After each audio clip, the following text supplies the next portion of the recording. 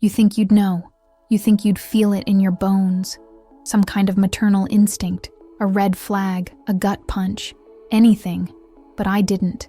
And that's the part I can't forgive myself for. Gabriel was 14, my sweet, quiet boy. Not exactly the talkative type, but kind, respectful, a little sarcastic sometimes, in the way teenage boys are when they're figuring out who they are and testing out their edges. He spent a lot of time in his room. Homework, YouTube, music, texting friends.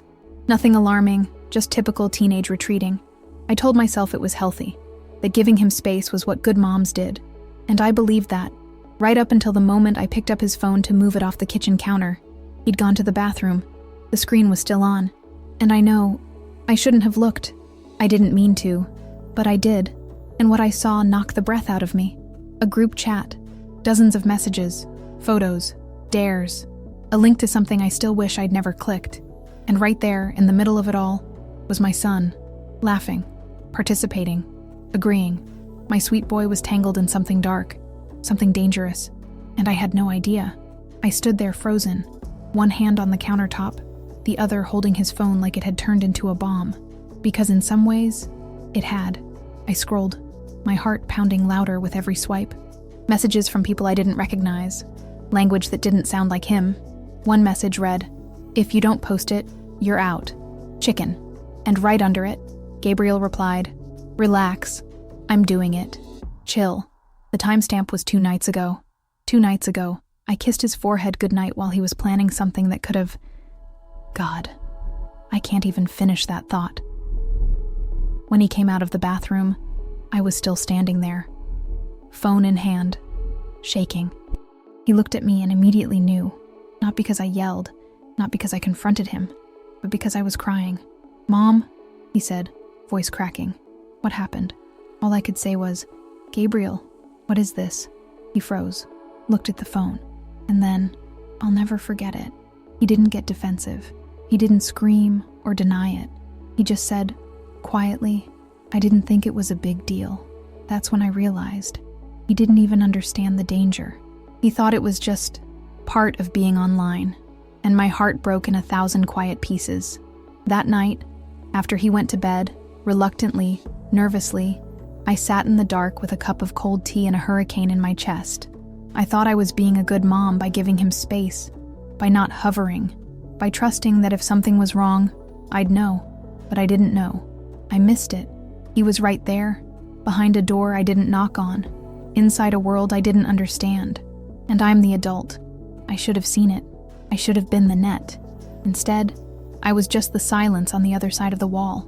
That night, I Googled things like dangers of teen group chats, dark social media challenges, how to protect your child from online threats, signs your child is in trouble, even if they're still coming to dinner. I didn't sleep. Every time I closed my eyes, I pictured him in that chat, laughing at something I couldn't see, agreeing to something he didn't understand, surrounded by pressure pretending to be friendship. And I wrote this in the notes app on my phone. He was in the safest place in the world, his own room, and he still found danger, and I still didn't see it. That's the part that haunts me, not the chat, not even the mistake he made, but how close he was, and how far I'd let myself drift. But before we dive into this thrilling story, don't forget to subscribe to the channel and hit like so that YouTube can show you more content like this. The next morning, everything felt surreal. I made coffee. He came downstairs. He said morning like he always does, sat at the counter, opened his phone, scrolled, and I stood there, buttering toast with shaking hands, pretending we were okay, but we weren't. I kept replaying the messages in my head, over and over. I wanted to scream, "You could have been hurt. You could have been lost." But what came out instead was, "Did you sleep okay?" He nodded, didn't look up, and I realized he didn't know how to talk about it, and I didn't know how to start. Later that day, while he was at school, I sat on the floor of his room, not snooping, not digging, just sitting, trying to remember when I stopped being invited in here. There were posters on the wall, half-taped, a soccer jersey hanging on the back of his door, an empty Gatorade bottle beside his bed. Normal things, comforting things, but the silence between them felt deafening. I looked at his desk, at his charger, at the chair he sat in every day, headphones on, eyes fixed on a screen. How many times had I passed by this door, thinking, he's fine, he's just relaxing, when in reality, he was walking a tightrope of online pressure, and I was too far away to catch him if he fell. That night, I asked if we could talk. He froze, then shrugged. Okay. We sat on the couch, not too close, not too far, and for a minute, we said nothing. Then I started, I need you to understand something. I'm not angry. I'm scared. He looked confused. Scared? I nodded. I read some of those messages. I saw what they were asking, what you were doing, and I know it felt like a joke, like fun, but some of that, it's dangerous. Gabriel, really dangerous. He didn't interrupt. He didn't argue. He just looked down at his hands, and I kept going. You're still learning how to say no. That's not weakness. That's being 14. But those people, those kinds of groups, they don't care if you're a good kid. They care if you'll follow along. His voice was quiet when he finally said, I didn't think it would go that far.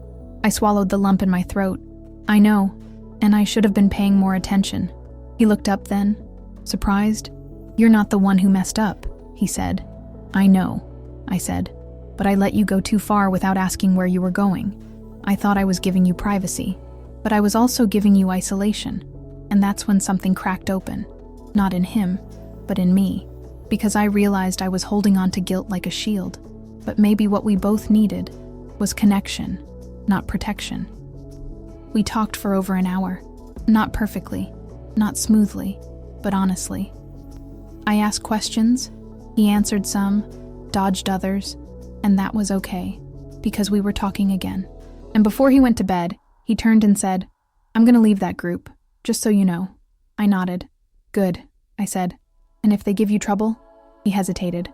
You'll help? Always. That night, I wrote, the danger isn't just online.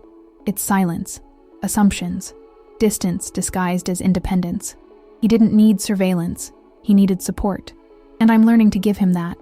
Not by locking him down, but by showing him I'm not going anywhere. The counselor's office was brighter than I expected. Plants in the windows, a soft chair. None of that cold, institutional feel you brace yourself for. I was sitting across from a woman named Marlene, the school's family counselor.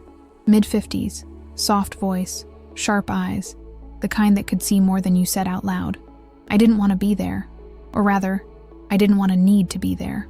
But after everything that happened, I knew I couldn't keep trying to figure this out on my own. I needed perspective. Someone to say, you're not crazy. This is real. This is happening everywhere. And that's exactly what she did. I'm worried I missed something important, I told her. I didn't realize how deep into this online stuff he was. And now I don't know what I'm supposed to monitor, what I'm supposed to trust. I don't know where the line is. She nodded gently, like she'd heard this 100 times before. You're not alone, she said. You're a mom. You trusted him. You wanted to believe he was safe. That's not failure. That's love. I swallowed hard, but I didn't see it. I didn't ask the right questions. I didn't know who he was talking to, what they were sending him. You're not supposed to know everything, she interrupted softly. That's not how this works. Adolescents are wired for secrecy. That doesn't make them bad. It makes them teenagers. That surprised me. I thought it was just me, I admitted, feeling like I'm failing at a job I didn't even realize I was doing wrong. She smiled. Welcome to parenting a teenager in the digital age. None of us are fully prepared. We talked for almost an hour. She explained things I hadn't considered. How boys, especially, are more likely to minimize risk to protect their image. How group chats become echo chambers, where risky behavior gets normalized in minutes. How easy it is for a 14-year-old to find himself in something way over his head and feel like he can't back out without losing his place in the group. That part hit me hardest, because I remembered being a teenager too, that feeling of needing to belong, even if it meant shrinking who you are. And now it was my son's turn to walk that tightrope. Only his version came with screens, anonymous messages, and consequences that felt invisible, until they weren't. Before I left, she handed me a printout. It was titled, How to Talk to Teens About Online Pressure, Without Pushing Them Away. That night, I sat on my bed reading it under a highlighter like it was a survival manual. One line stood out. Don't panic. Be curious. Don't lecture. Ask. I read that sentence 5 times, and then I cried. Not out of fear, but out of relief. Because maybe I didn't ruin everything. Maybe this wasn't the end of trust. Maybe it was the start of something new. The next morning, Gabriel came down to the kitchen in his usual half-asleep state. I poured him juice and said, gently, "Hey, if I ever overstep, just tell me. But I do want to understand more about what's going on in your world. Not to judge, just to be part of it. You don't have to carry it alone." He looked at me, not with annoyance, with surprise, like I'd just opened a door he didn't expect me to knock on. "Okay," he said, "I'll try." And I believed him, because trying is how reconnection begins. That night, I wrote, "I can't protect him from everything, but I can give him something stronger than fear, a place to land, a home that listens, a mother who asks and stays." It took him 3 days to talk about it. 3 days of us tiptoeing around the edges of a conversation we both knew had to happen. We weren't pretending it hadn't happened. We just didn't know how to revisit it without reopening everything that hurt. So we danced. I made his favorite breakfast. He remembered to take out the trash without being asked. We existed in that strange space of mutual effort and mutual fear. Fear of saying the wrong thing. Fear of making it worse. Fear, most of all, that the closeness we were slowly rebuilding might shatter. It happened on a Sunday, late afternoon, the kind of day where the house is quiet and the air feels thick with things unspoken. I was folding laundry on the couch, distracted by nothing in particular, when Gabriel came downstairs. He had that look, the one he gets when something big is sitting in his chest. He sat on the edge of the armchair, elbows on knees. "Can I tell you something?" he asked. I nodded slowly. He didn't look at me when he started. It wasn't just about the challenge. I mean, yeah, it was stupid. But it felt like if I didn't do it, I'd be invisible. I didn't say anything. I knew better now. I waited. He took a breath and kept going. "There's this group. Not even my close friends. Just guys I wanted to fit in with. They're funny, confident. Everyone follows them. They do this thing where they dare each other to post stuff, or send risky messages, or say things in class. It's all jokes to them. But it's not, really. You either go along with it, or they ignore you. Or worse, they humiliate you." He looked up, finally, and I didn't want to be that kid. My heart broke in quiet, careful pieces, because I knew what he meant, and I hated that he had to feel it so young. "I didn't think it was that big of a deal," he said. "It was just one message, one video. I thought it would be over, but it wasn't," I said gently. He shook his head. "They kept pushing, and when I tried to back out, they said I was soft, that I was scared." I bit the inside of my cheek to keep from crying. "You weren't scared," I said softly. "You were smart, brave even. But being 14, no one teaches you how to say no and still keep your place." He looked surprised by that, like he expected anger, punishment, disappointment. But what I felt was sorrow, not because he made a bad choice, but because the world made him feel like it was his only one. I reached for his hand. He didn't pull away. "I wish you'd told me sooner," I said. "But I also get why you didn't. It's hard to talk about things when you're not even sure how you feel." He nodded, slowly. "I didn't want you to see me differently." And there it was, the fear behind the silence. He was ashamed, not just of what he did, but of who he was becoming. I squeezed a hand gently. "I don't see you as weak. I see you as learning, and that's exactly what you're supposed to be doing." He blinked fast, holding something back. Maybe tears, maybe words. But then he said something I'll never forget. "I didn't think parents got lonely too."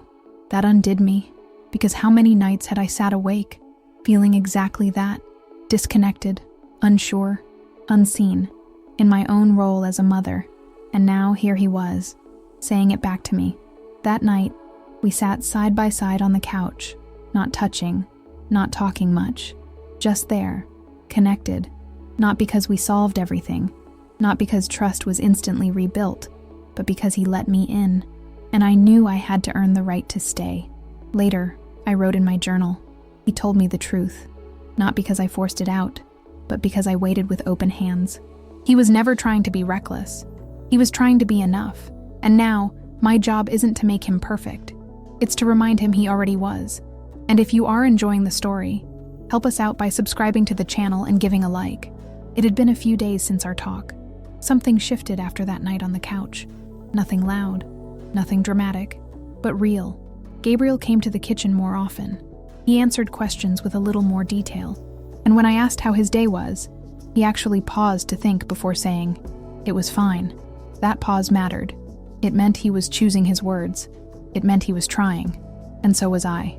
One afternoon, I came home early and found him in the living room, scrolling on his phone, earbuds out. He looked up when I walked in, not with guilt, but with something softer, a quiet openness. I sat down across from him, careful not to bring an agenda. "Hey," I said, "can I ask something?" He shifted slightly. "Yeah. What would you think about us going through your phone together sometime? Not because I don't trust you, just because I want to help you feel more in control of what's in there." He blinked. "Like, check my messages." "No," I said gently. "Not to snoop, to clear space, to clear noise. Maybe unfollow people who don't make you feel good about yourself. Maybe leave some groups. Or just talk through what you're seeing and how it makes you feel." He looked at the screen in his hands. "I've actually been thinking about that," he said, almost whispering. "There's a lot of stuff in here that just makes me feel bad or stressed." I nodded. "You don't have to keep carrying it, not alone." That evening, after dinner, he came to my room with his phone in his hand. No words, just handed it to me and said, "Can we start now?" And I swear, I almost cried. We sat on my bed, side by side. He opened his group chats, the ones we'd talked about, and showed me the messages. Not all of them were awful. Some were just dumb, but sprinkled in between were things that made my stomach twist. Mockery, pressure, insensitive jokes that carried deeper stings. He scrolled slowly, sometimes pausing before showing me something. "This one really messed me up," he admitted once, pointing to a comment someone made about his body. "They said it as a joke," he added, "but it didn't feel like one." I looked at him. No lecture. No, how dare they? Just this. "That wasn't okay. You deserve better than that." And he nodded. He left the chat, right there, in front of me. Tapped leave group. Clicked block. A simple action, but it felt massive. He moved on to social media. We looked at who he followed. He started unfollowing accounts that made him feel not enough, one by one, quietly. And then he said, "It's weird how easy it is to let these things in, and how hard it is to get them out." I nodded. "Just like people," I said. "Some take up space without asking." He smiled, just a little. "Yeah." After an hour, we didn't say much, just sat in silence, but it wasn't heavy. It was the kind of silence that means something was cleared, not just from the phone, from the air between us. And before he left my room, he said, "Thanks for doing this with me, not to me." And that, more than anything, told me we were healing. Later that night, I stared at the phone charger plugged into his wall, the very same charger I once feared connected him to a world I couldn't reach. Now, it felt like a line we were slowly learning to walk together. I opened my journal and wrote, "We didn't reset everything in one night, but we made space. Space for his voice, space for my presence. And that's how trust grows again. Not with rules, but with room." It was a Thursday, the kind of day that doesn't mean anything in particular. Gabriel was at school. I was working from home, dishes in the sink, emails piling up, laundry half done on the guest bed.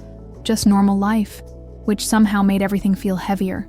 I opened a message from Claire, another mom I knew from school. We weren't especially close, but she was kind, grounded, real. Her son, Mason, had played on the same soccer team as Gabriel years ago. Her message was simple. "Saw your name on the parent list for the digital safety talk next week. You okay?" I stared at the screen longer than necessary. Then, before I could second-guess myself, I typed, "Honestly, not really."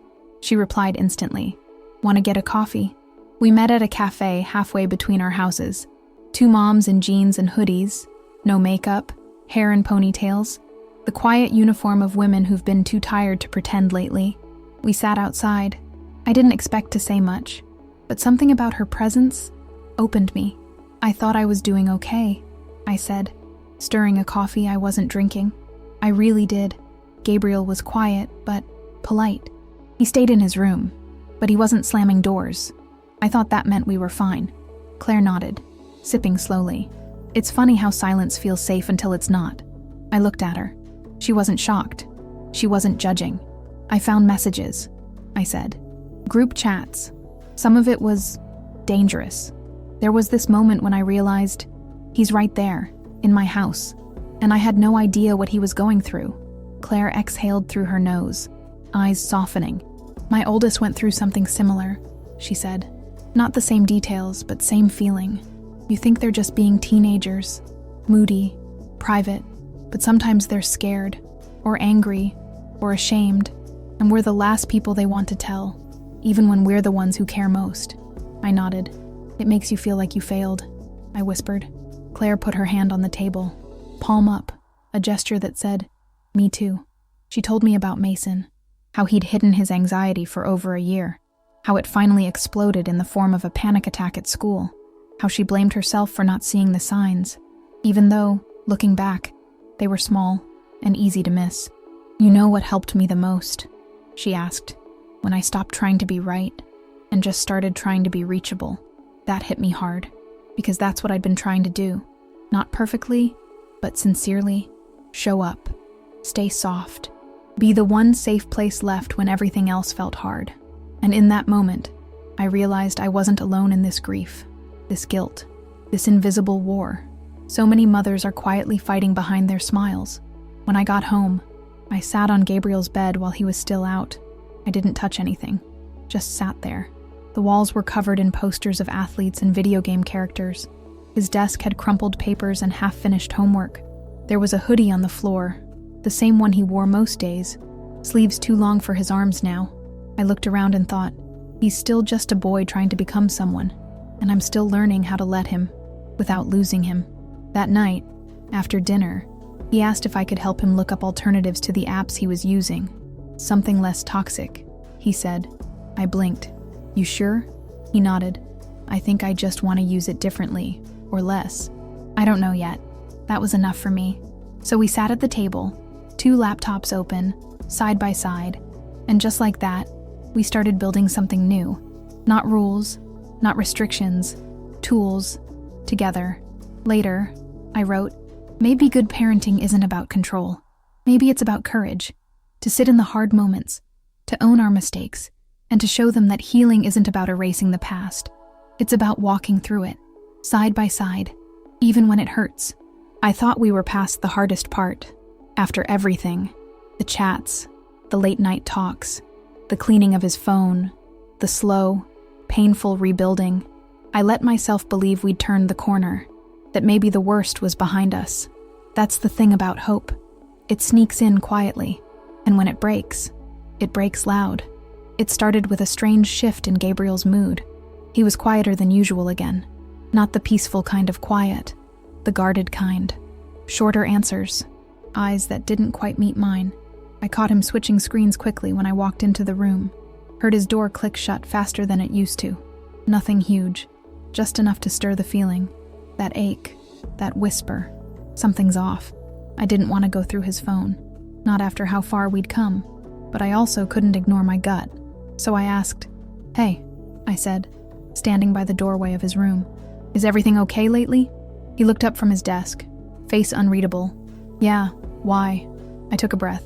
"You just seem a little distant again, and I want to make sure nothing's going on." He shrugged. "It's fine, I'm just tired." I almost left it at that. Almost. But that night, after he went to sleep, I went downstairs and opened the family laptop. Not to spy, but because something told me to check the browser history. And there it was. A string of visits to a site we'd talked about. One he'd promised to avoid. The one linked to that group. The one that almost pulled him under the first time. My chest went cold. I sat there, staring at the screen, numb. Not because of what he looked at, but because he didn't tell me. I didn't sleep. The next morning, he came downstairs like any other day, grabbed a granola bar, scrolled his phone. I watched him, this boy I loved more than anything, and all I wanted to do was yell, "Why did you go back?" But I didn't. I waited until after school. After dinner. Then, in the soft light of the living room, I said, "I noticed something I think we need to talk about." He froze. I didn't have to say what. He knew. His face went pale, and for a moment, he looked scared, not of punishment, of losing me. "I wasn't trying to lie," he said quickly. I didn't want to disappoint you again." That hit me harder than any confession, because he wasn't just afraid of consequences. He was afraid of not being worthy of the trust we'd rebuilt. I exhaled slowly, sat beside him. "Gabriel," I said, "you didn't disappoint me because you made a mistake. You disappointed yourself because you thought I only loved the perfect version of you." He looked down, silent. "I never asked you to be perfect," I said. "I asked you to be honest. And I know that's hard sometimes, but trust isn't about never slipping. It's about telling someone when you do." He blinked, eyes glassy. "I thought I could handle it on my own," he whispered. I nodded. "I know. That's what growing up feels like sometimes, needing help and being too proud to ask for it." He laughed. "Barely. Sounds a lot like you." I smiled. "Yeah, it's a family trait." We sat there for a while. No phones, no lectures, just truth. Eventually, he said, "I'll delete it again. For real this time." "I believe you," I said. "But more than that, I'm proud of you for telling me." "But I didn't tell you," he said. "You found it." "True," I said. "But you could have lied, and you didn't." That night, I didn't write in my journal. I sat on the edge of my bed, staring out the window, thinking about how easily I could have taken a different route. Yelled, grounded him, shamed him. But I didn't. Because what he needed most wasn't discipline. It was consistency. He needed to know I'd still be here when he messed up, that I wouldn't walk away, that I wouldn't stop seeing him clearly, even when he didn't like what he saw in himself. Later, I picked up my phone and wrote a note I'll never delete. He stumbled, but he turned back, and I stayed. That's what trust looks like now. Not perfect, not unbreakable, just chosen, again and again. I woke up early this morning. No alarms, no noise, just that strange sense of stillness that comes when your body is tired, but your heart is calm. The house was quiet, the air cool. Gabriel was still asleep upstairs, probably tangled in his blanket like always. I stood at the kitchen sink with my hands wrapped around a mug of coffee, and for the first time in what felt like weeks, I let myself exhale, not out of relief, but out of release. We made it through, not without bruises, not without hard truths and long silences and that ache that comes with realizing you can't bubble wrap your child's soul. But we made it. He still makes mistakes. He still rolls his eyes, still says, "Fine," more often than I'd like. But he also tells me more now, asks me things, lets me into his world, piece by piece. Last week, he showed me a post he saw online, something stupid and loud, and exactly what 14-year-olds find hilarious. I didn't laugh, not really, but he watched my face as I read it, smirking, waiting. "You don't get it," he said. "You're right," I said, "but I love that you showed me anyway." He smiled. That moment will stay with me, because it wasn't just a meme. It was a breadcrumb, a sign that we're still finding our way back to each other. I used to think parenting was about keeping them safe, shielding them from the world, holding them close until they were done ready. Now I know. It's about showing them how to walk through danger, not alone, not unprepared, but side by side, even if you're one step behind. Sometimes I still feel the guilt. It sneaks in when I least expect it. Folding laundry, driving home from work, hearing a notification sound and wondering. But guilt is quieter now. It no longer rules the house. It walks beside love, not ahead of it, because I'm not just raising a child. I'm becoming a better mother, not by being flawless, but by being faithful. This afternoon, Gabriel sat next to me on the couch. He didn't ask for anything, just leaned his shoulder against mine for a few seconds. No words, just weight, presence, connection. I didn't move, because I've learned that sometimes the most powerful thing you can do is stay still. Later, I opened my journal one last time. He doesn't need me to fix him. He needs to know that when life gets heavy, I will be the place that doesn't move. Not perfect, not fearless, just here, still, always. If you enjoyed the story, give it a like and subscribe to the channel to support us. We'd also love it if you left a comment telling us which city you're listening from and whether you identified with this mother in any way. Have you ever gone through something similar to this story? If you can, share it with another mother who might be needing this dose of affection and hope. You are very important to us, and we thank you for being part of this community of reflection and love. Thank you so much, and see you next time.